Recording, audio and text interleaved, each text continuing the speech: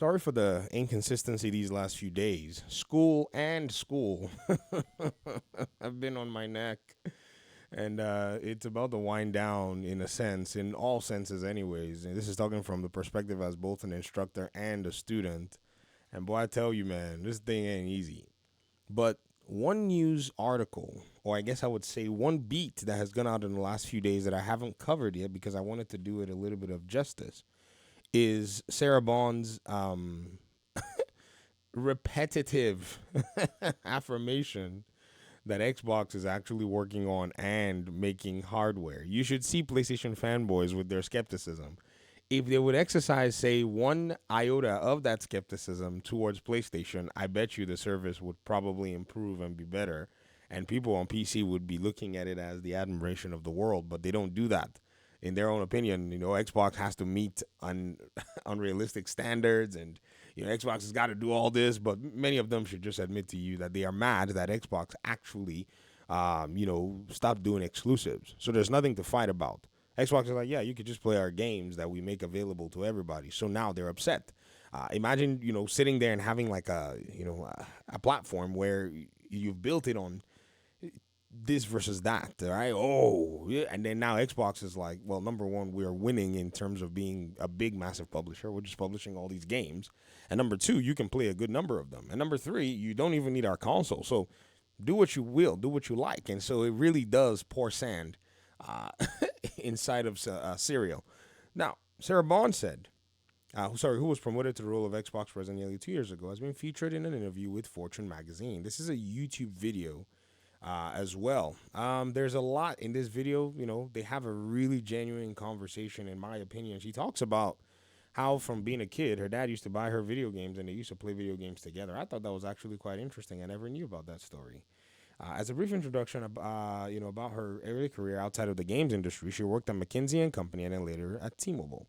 The conversation switched to her passion for gaming and her work at Microsoft. The interviewer asked where hardware fits in Xbox's new platform. Everything is an Xbox strategy, and Bond said everything starts with the console. See, keep telling you, she's said it many times.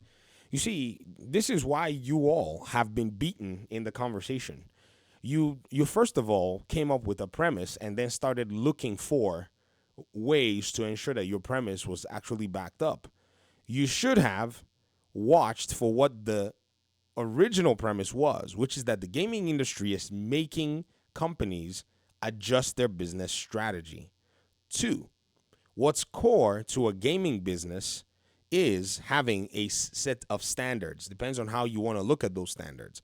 In Xbox and PlayStation and Nintendo's role, even though they treat their boxes differently, the box is still a standard for them, and Valve is now reintroducing a box because there is a technical standard to it. What is that technical standard, you may ask, VG? The technical standard is that developers are able to target hardware within that ecosystem. When Phil Spencer was getting dragged for the Xbox Series X and S variants, a lot of fools were jumping on that wagon. Some of you too, you were Xbox people who were doing that because, you lacked understanding. I'd hope that you'd come out and actually, admit that you did lack understanding, because I'll be honest with you and I'll confess that I also lacked understanding in an aspect. What was that thing I lacked understanding in? Xbox had marketed its console as 4K 120 FPS. And as for somebody like me, I was already working on game development and learning how Unreal Engine worked and even making some small projects here and there. I did not realize that there's one thing about performance that you have to take into consideration and optimize your game. So when Gotham Knights could not play, the on the Xbox Series X or S at 60 FPS, I was disappointed. I was like, man, this is crazy that this console that was marketed at 4K 120 FPS can't even do 1080 30 FPS on this game, or the developers won't do it. And it came to my understanding that at the time that it wasn't necessarily the hardware's fault, that it's all the developers' own goals that would actually make the game run at whatever performance that they need. And number two, using 4K 60 FPS is not the most sound approach to things. Yes, Tetris will run at 4K 1000 FPS, right, on those machines. But not every game can do that. And that's something that needed to be acknowledged at the end of the day. So I lacked understanding that the console box is a target for the ecosystem. And that's what it is. And so when she says here that everything starts with the console, she is being real. If they have no console to develop for, what store are they going to sell the third party games? All these fools that keep saying, oh, they just need to abandon hardware and just publish games. You are an. Okay. Let me relax. Let me kind of dial it back a little bit. But you guys are kind of like, foolish in that claim. You know what I mean? Like, I'm not saying your ideas are foolish. I'm saying you're not thinking your ideas through and you're spouting stupidity. And so now you are lacking and you're showing that you lack understanding. And yes, I find myself in that situation too. Sometimes I am a fool. But I got to call you all out on this because you guys clearly know this. Because if a developer wants to sell a game on the Xbox store, which nets Xbox significant amounts of money, billions of dollars, billions, as much as they may not have the biggest console coalition, still sells a bunch of money to them. What hardware target would they use if they don't have hardware? Nothing. So it's just like the Xbox store is just pretty much nothing. Even Steam, before they brought their box, they gave a hardware survey. And developers have stayed within many of them, within the hardware survey, including PlayStation and including Xbox. That's why I said to you all that the Steam hardware survey was not for your console warriors, because I saw some users that were touting and saying, you see, you PC guys don't even have big fat hardware. Look at your hardware survey. And then I walked in and I said, okay, well, what does monitor resolution and what does physical CPUs and all this have to do with your console warring? And many of them backed away from this because they realized that it's also another layer of foolishness to console war with this. This data set is designed to inform developers on what target they need to meet. But this Steam hardware survey target thing now is now going to be manifest in a box that now gives you a hardware piece, or you can build it yourself. Many of us have already started building our Steam machine. Like, you know what I mean? Like, we look and, those of us that are kind of nerdy, we dig in the little box and be like, oh, yeah, look, I got this. Yeah, I got that. And then you slap it together and then, boom, got a Steam machine. I already built me my Steam machine. Ryzen 5, 5500, and my 6750 XT. I already have one going. I made a video about it. I've been playing games on it. It does. My goodness. And I put Bazite on there. It just plays anything. And that's the thing you're going to realize. It's a 1440 build, so it's going to play anything, especially games that are fully optimized for it. So back to what Mrs. Bond is saying. She says, adding that the next one will deliver a powerful experience.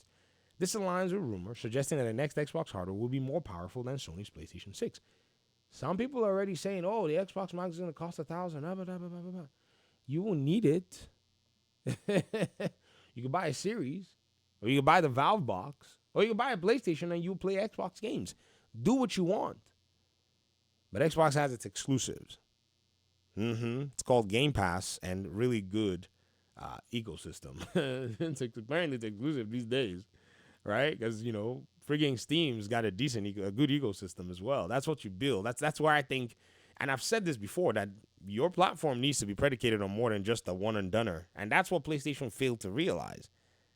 Hardware, according to, is absolutely core to everything we do at Xbox, because we know that our most valuable players, people who love Xbox, love the hardware experience.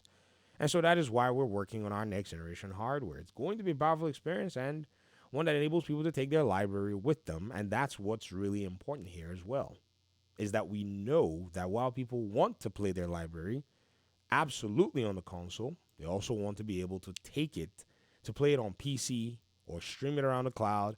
And so the Xbox experience starts with the console. But then give something to people that they can experience across all screens if they choose to bring their library, their community, their identity, and the store with them everywhere they go.